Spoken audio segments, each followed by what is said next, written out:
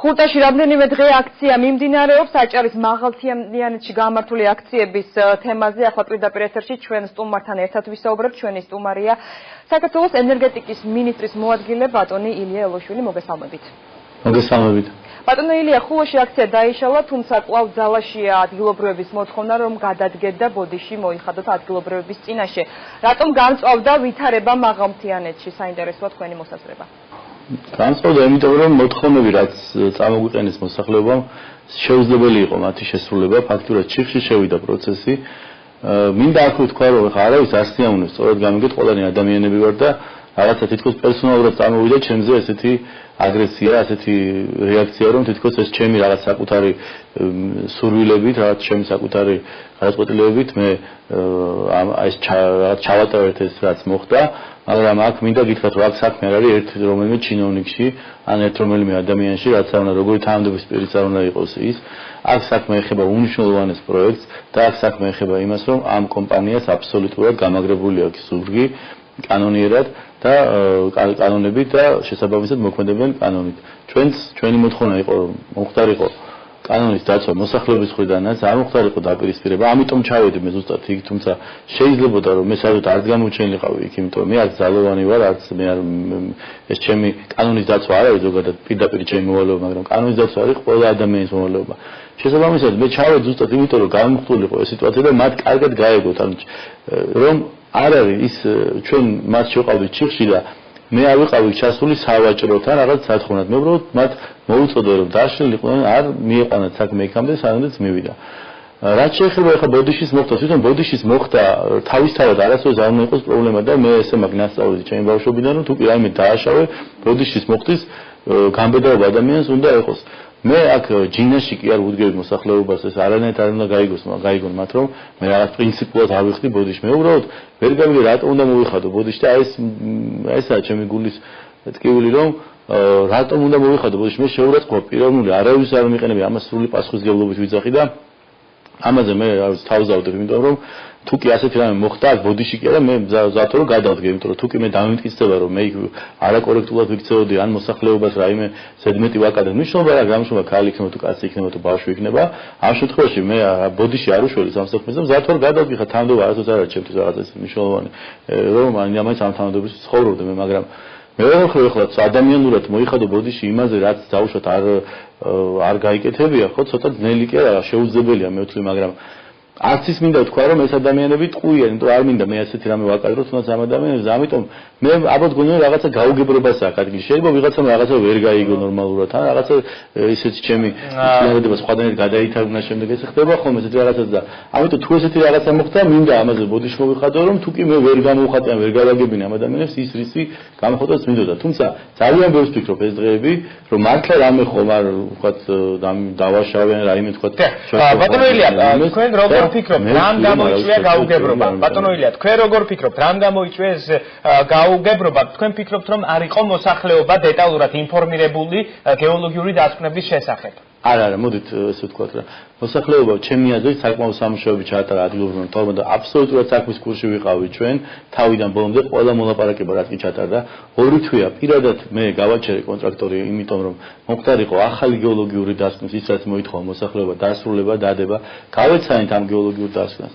ნახეთ რა ეწერა და როგორც სიტუაციაც იყო რეალურად. კიდევ ერთხელ დავარწმუნეთ მოსახლეობა, რომ გაუგზავნოთ ეს დასკვნა და ჩვენ როცა ავიდით მოსახლეობამ, ნუ ახლა მათმა წარმომადგენლობა ვინც იქ იყვნენ, თავარი ეს მოქმედი პირები, პირდაპირ გითხრათ, ჩვენ არ გვაინტერესებს ეს დასკვნები. ჩვენ არ ვინდობით არანაირ დასკვნას. და ჩვენ უბრალოდ გეუბნებით რომ გადაგვასახლეთ ჩვენ პირდაპირ, სანამ დაიწყება არავის არ მიცემთ უფლებას, რომ აქ დაიწყოს მუშაობა და ეხლა როგორ წარმოგიდგენიათ ეხლა ესეთი მოთხოვნით, როცა მოსახლეობა გამოდის, მე შემოbrunდა წამოხვიდე და კონტრაქტორს უთხრა რომ უკაცრავად ეხლა გადაკეტილია გზები, ეხლა ესე არ ხდება, ხო? თუ ასეთ ქვეყანაში ვაპირებთ ცხოვრებას, მაშინ ჩვენ წინ ვეანდლოთ ვერ წავავდა. თუ ჩვენ ვაპირებთ კანონებით მართულ ქვეყანაში ცხოვრებას, მაშინ ბატონო ილია, მოსახლეობა ამბობს, რომ ხელი ისე მოგწერია, არ ვიყავით ინფორმირებული გვირაბის მშენებლობის შესახებ. ერთ რამეს გეტყვით რა, მოდით ესე ვთქვათ ეხლა ჩვენ. მე არ მინდა ეხლა ვთქვა რომ მოსახლეობა მტყუანია თუ მართალია. მე უბრალოდ მინდა ვთქვა რომ ჩვენ ცხოვრობთ ისეთ ქვეყანაში, თუ კი ჩვენ ამას ვაღიარებთ, სადაც თავარი არის არსებობს სასამართლო, არსებობს პროტესტის გამოხატვის 1000 ფორმა, მაგრამ ის რომ კანონი დაარღვიო, გადაკეტო გზა, ვიღაც არ შეუშვა, კონტრაქტორი არ შეუშვა, ეს არის მიუღებელი, თორემ მათ შეუძლიათ მიჩიონ თუნდაც პირადად მე. და თუ კი ისინი დაამტკიცებენ, რომ მე რაიმე თქვა გავარღვე კანონი, ამ შემთხვევაში სრული პასუხისმგებლობით უნდა ვაგო ამაზე მე პასუხი. თუ კი მათ ისინი დაამტკიცებენ, რომ არ ქონდათ რაღაცა ინფორმაცია, რაიმე საფრთხე მართლა ემუქრებოდა, ამას შეძლებენ დაამტკიცებას სასამართლოებში, ხო?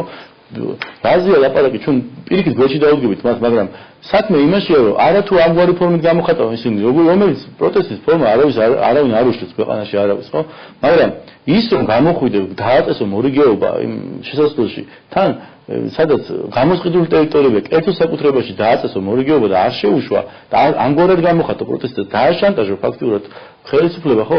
ამას ეკუა ილიაშვილზე კი არ არის პრობლემა, აქ პრობლემა დგება უბრალოდ პრეცედენტზე, ხო? ანუ რა პრეცედენტს უშვებ ჩვენ, რომ ასეთი მოთხოვნის გამო მე არაფერი არ მაინტერესებს და უბრალოდ აი ეს მინდა რომ ჩემი გავიტანო, ხო? ეს რა გვდგევარ და სხვაგვარად არ ზამის და ასეთი მიდგომით ახლა რაც მივიღეთ ხედავთ. სხვა მხრივ ზათვად ვიაპარაკოთ, ზათვად ავუხსნათ, 1000-ჯერ ავუხსნათ, თუ საერთოდ დანაშაული მიუძღვის ვინმეს არსებობს 1000 გვარი ფორმა, ხო? რითაც შეგვიძლია გასაგებია ჩვენი სამართლებრივი დაამტკიცო. და ასეთი კატეგორიული მოსახლეობის მთავარი არგუმენტი არის ის, რომ ეს არის მეწყერ საშიში ზონა და იქ გარკვეულ საფრთხეებზე საუბრობენ. ამ შემთხვევაში მთავრობას რა მოტივი და არგუმენტი აქვს, რომ ეს უფრო მეტი სარგებელი იქნება, ვიდრე თქვათ რაღაცნაირი საფრთხეები? მოდით ასე ვთქვათ რა. მეწყერ საშიში ზონაში ჰესის მშენებლობა მთელი სოფლიოს მასშტაბით არავის არ აუკრძალია, არავის არ შეუზღუდი. ასე რომ იყოს, ვერც ჩვენთან, ჩვენ ვართ ცივილიზებული სამყაროს ნაწილი, ჩვენ არ ვართ ბარბაროსები და ჩვენ არ ვართ რაღაც სახელმწიფო, რომელიც არ ითვალისწინებს საერთაშორისო პრაქტიკას, თუ კი ეს ასე იქნებოდა, ვერც მშენებელი კომპანია ვერ მიიღებდა ამ ნებართვას, ხო? და არც თვითონ არ მოინდომებდა ხა 400 მილიონის ჩადებას ისეთ პროექტში, რომელიც დიდი ალბათობით მე რაღაცა პრობლემები შექმნა თავზე ჩამოენგრებოდა, ხო? მაგრამ მშენებლობის ნებართვა არის გაცემული. ეს ნიშნავს, რომ მეწყერ საშიში ზონაში, ისეთში როგორიც არის ეს კონკრეტული ტერიტორიები, შეიძლება ამის გაკეთება. მეორე საკითხია, რომ ამას უნდა ამას ყველაფერს აქვს თავის წესები.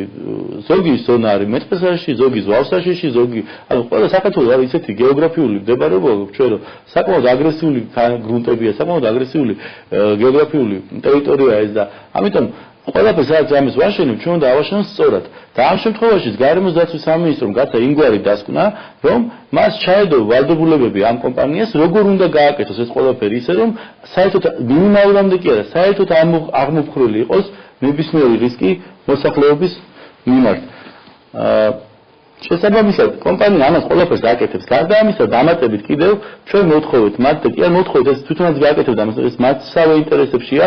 აბსოლუტურად 3 თუ 4 ფორმის მონიტორინგი დაწესდება, მთლიანად დაფიქსირებული იქნება დღევანდელი მდგომარეობა, რა სტადიაშია დღეს იქ პროცესები როგორ მიმდინარეობს და მოხდება ყოველდღიური დაკვირვება. აქ მიიღებენ მონაწილეობას ამ სოფლის წარმომადგენლების, მიიღებენ მათ მიერ დასახელებული გეოლოგების თუ სულ ჩვენ მათ გადავხვით კიდევ საფრთხეს, რომ მიიღონ ამ პროცესში მონაწილეობა და შესაბამისად მე გეტყვით ერთ რამეს, რომ არასდროს გასაგებელი იქნება მოსახლეობას ამ ტერიტორიებს, რომელიც მოყოლიან ამ ჰესის მშენებლობაში.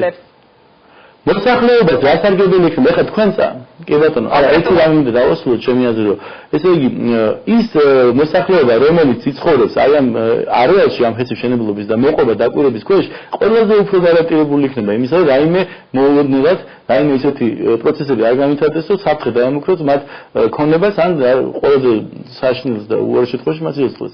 რაც შეიძლება ხა გასარგებლობას მიიღებს მოსახლეობა 400 მილიონიანი ინვესტიციის განხორციელებით, ეს პროექტი არის გადაჭიმული დაახლოებით რამოდენიმე 10 კილომეტრზე, ხო? თუ ასწავლეთ, რამოდენიმე 10 კილომეტრია, არის დიდი ინფრასტრუქტურა, არის გვირაბები, არის ნაგებობები და ასე შემდეგ და ასე შემდეგ. პირველ რიგში, რა თქმა უნდა, მიიღებს იმას, რომ კომპანია თავისთავად ვალდებულიც არის, ხა ეს პირდაპირ არ უწერია, მაგრამ იქ განახორციელებს უამრავ სოციალურ პროექტს, საბავშვო ბაღები, სკოლები, გზები, წყალი, რა თქმა უნდა, გონივრული თანხების და ასე ვთქვათ, ხა ეს არ უნდა იყოს ერთი იმდენი რამდენიც პროექტი დაждდება, მაგრამ საკმაოდ სერიოზულ თანხებს აპირებს კომპანია დახარჯოს ამ პროექტში და შესაბამისად ამაზე უნდა ვისაუბროთ ჩვენ, რომ მაქსიმალურად ერთად დავდგეთ მოსახლეობასთან ერთად მოუწოდოთ კომპანიას და ისინი ზათარიან რომ განახორციელოს სოციალური პროექტები და საქმოს ადგილობრივი მოსახლეობა, ხო? ახლა პრობლემა ადამიანები მიდიან თურქეთში ეძებენ სამუშაო და სამუშაო მოუყვანეთ თავის სახლის კარებთან და პირიქით იმის მაგალითად რომ უხაროდეთ და რაღაცა მადლობა თქვა რომ ასეთი რაღაცა ხდება. ბატონო ილია, ყველა რა თქმა უნდა კაი ადამიანები რომლებიც მუშაობენ. თემაზე არ ასაქმებენ. ერთ რამეს გეტყვით, შუახევში გაიმართა აქცია, ეს არ ვიცი ხალხს ახალი ინფორმაცია ჩემთვის, მაგრამ მზად ვარ კიდევ ერთხელ ვიმეორებ ნებისმიერი მათი მოთხოვნა აი მე ყოველდღიური თუნდაც ყოველდღიური აჭარაში კი ბატონო ჩვენ მზად ვართ მათ მოусმინოთ მზად ვართ დავეხმაროთ თუ კვალიფიკაცია არ აქვს მოთხოვოთ კონტრაქტზე რაღაცნაირად დაეხმაროთ გადაუგზადებაში თუ კი არაკვალიფიციურია მაქსიმალურად მოთხოვოთ რომ არა ეთნიკურად განასხვავოს ხა იმიტომ რომ მაინც ქართველები ან საქართველოს მოქალაქე აი მე საქართველოს მოქალაქეები და ასაკოს პირველ რიგში ეს აბსოლუტურად ლეგიტიმური მოთხოვნებია ამაში ჩვენ ხარში დაუდგებით რა თქმა უნდა მოსახლეობას და გვერდში დაუდგებით რა თქმა უნდა და მაქსიმალურად დაეხმარებით და გამიკეთებია კიდევაც ეს აგერ შუახევის მოსახლეობა ალბათ მისმენს და იციან რომ როგორც კი პირველი პრობლემა შეიქმნა მე ჩამოვედი შევხვდი მათ და ვთხოვე კონტაქტს რომ დაექირავებინა მათი მანქანები რომლებიც მათ ყავდათ ადგილზე და ესაქმებინა უფრო მეტი ხალხი ვიდეო და ეს ყველაფერი შესრულდა თუ კი რა პრობლემები აქვს ზადაზე ხა დიდი პროექტია ეს ყველაფერი ერთი ხელის მოსმით არ სრულდება ხო ამიტომ ჩვენ მოსახლეობას მოუწევთ რომ პირიქით იმეგობრებთ გვერდში თქვენ მთავრობას დაუდექით გვერდში ისე თქვენ მთავრობა დაგიგება და კინო გვერდშხუბებით კინო გვაშანტაჟებთ კინო ძალით კინო გვიპირისპირდებით პირიქით ვიმეგობრებთ ვილაპარაკოთ ერთად დადგეთ და მე ეს კონტაქტების დაუმეგობრებთ და რაღაცა გამოვა ხო აქედან საქმე და არავინ იცი რომ თქვენ ქვებივეს ხოლმე და სულებით დავხოთ ახლა და იმებით თოხებით და იმებით ზდიოთ ახლა ერთმანეთს ეს რა ქვეყანაში ვიცხოვრობთ საერთოდ ხო ბატონო ელია მოსახლეობამ დროებით შეწყვიტა აქცია თუმცა მათი მოთხოვნები კვლავ ძალაში რჩება თქვენ როგორ წარმოგიდგენიათ მომავალთა განვითარება და მოლაპარაკების შემდეგი ეტაპი. მოლაპარაკების ეტაპი ხა ერთი რამე მინდა ცალსახად აღვნიშნო. მე ჩემი მოთხოვნა და ჩემი პრინციპული პოზიცია იყო იქ რომ სამუშაოები არ უნდა გაჩერდეს. როგორც არ უნდა იყოს თუ სასამართლო არ გააჩერებს სამუშაოები არ უნდა გაჩერდეს. ერთადერთი ძალა სამუშაოების ორი ძალა არსებობს სამუშაოების გაჩერებას.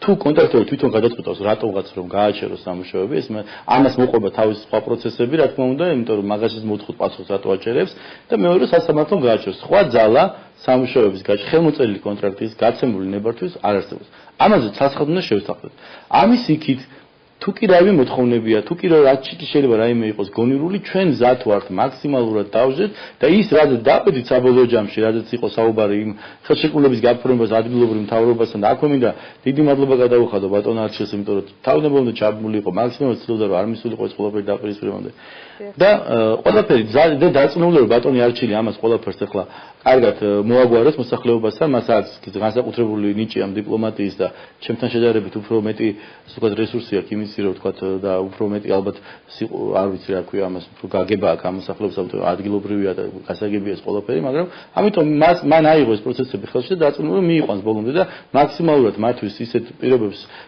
ჩამოაყალიბებს ამ ხელშეკრულებაში რომ მათთვის ეს გარანტია იმისა რომ ოდნავი პატარა რაიმე დაზიანებაც კი არ იყოს პრობლემა